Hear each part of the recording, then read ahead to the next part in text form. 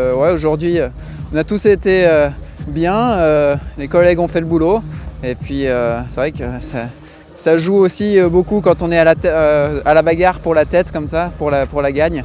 On est tous été bons au ski de fond, on a tous été à la bagarre et puis ça s'est joué à pas grand chose à la fin mais très content et puis confiant pour dans 3 semaines.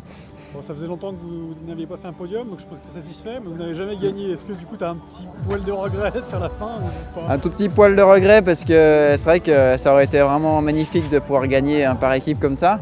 Mais bon, on va essayer de le faire dans 3 semaines. En tout cas, on sait que maintenant on a le niveau et voilà, il y a encore 2-3 réglages à faire, mais on sait qu'on est présent. Tu répètes souvent qu'au mondiaux tu vises une médaille en individuel, puis une médaille en relais. Là, c'est une belle preuve, ça apporte quoi, plein de confiance avant ces mondiaux? Ouais, c'est vrai qu'en début de saison, on a tout de suite vu que l'équipe était assez complète cette année. Et vu les objectifs d'une médaille en individuel et une en par équipe, bah voilà, on a la confiance qui est avec nous. Tous les feux sont au vert et je pense qu'on a vraiment envie d'aller la chercher cette fois. Sochi, ici, tu as découvert le site. Ton bilan, je dirais, de ce week-end-là sur ce nouveau tremplin, nouvelle piste? Bilan plutôt positif parce que j'ai tout de suite bien aimé le tremplin, je me suis tout de suite bien réglé. Et puis sur la partie ski de fond, c'est une neige assez spéciale, on n'a pas l'habitude d'avoir des neiges comme ça. Donc je pense qu'il va y avoir du travail, beaucoup de travail de fait avec les techniciens. Mais c'est intéressant, j'ai trouvé une ou deux bonnes paires de skis là qui allaient vraiment bien dans cette neige. Donc on verra pour l'année prochaine, mais c'est à retenir. On en retient beaucoup de choses à un an des Jeux comme ça, c'était important de venir. Tu es content d'être venu ici, d'avoir couru ici, d'avoir repéré, pris tes repères vraiment? Ouais, c'est important de venir, rien que pour repérer le tremplin, la piste de fond, avoir un peu un feeling des épreuves ici. Et puis c'est important aussi de noter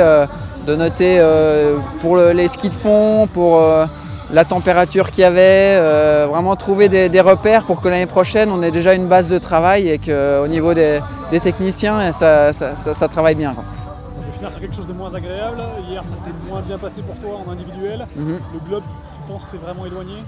Le globe, ça va commencer à être difficile.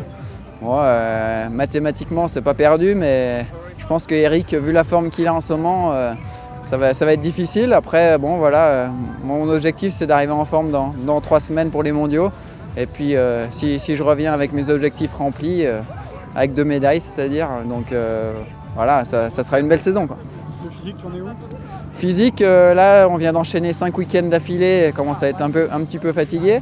Mais voilà, les 15 jours de repos, l'entraînement avant les mondiaux, je pense que ça va être bien une bonne préparation pour ces mondiaux.